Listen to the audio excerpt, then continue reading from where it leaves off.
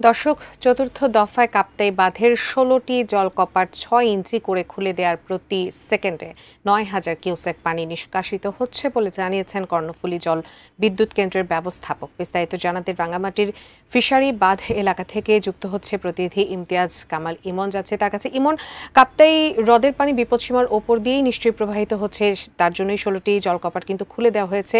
কর্তৃপক্ষ কি বলছে এ বিষয়ে? বলছিলেন যে দীর্ঘ ২ মাসের বেশি সময় ধরে কিন্তু এই কাপ্তাই লেকের পানি বৃদ্ধি পেয়েছে। এর ফলে কিন্তু এখানকার যে সকল নিম্নাঞ্চলগুলো রয়েছে সেই নিম্নাঞ্চলগুলো কিন্তু এখনো পানির নিচে তলিয়ে আছে। বিশেষ করে বরকল, জুরাছড়ি, বিলাইছড়ি, বাগাইছড়ি এবং লংগদুর যে নিম্নাঞ্চলের যে ফসলি জমিগুলো রয়েছে সেগুলোও কিন্তু এখন পানিবন্দী অবস্থায় রয়েছে। এছাড়াও রাঙামাটি সদর পৌর এলাকার মধ্যে যে সকল কাপ্তাই লেক তীরবর্তী এলাকা রয়েছে সেখানকার যারা বসবাস করে তারাও কিন্তু দীর্ঘ ২ মাস ধরে পানিবন্দী অবস্থায় রয়েছে। এতে করে তাদের যেমন বিশুদ্ধ পানি, সুপেয় পানির পাশাপাশি কিন্তু তাদের খাবারের সংকট দেখা দিচ্ছে।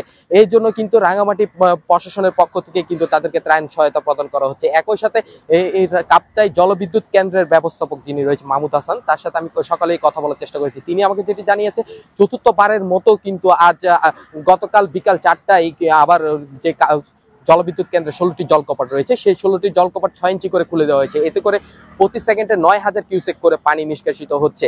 এর ফলেও কিন্তু কাপ্তাই লেকের পানি কিন্তু এখনো বিপদ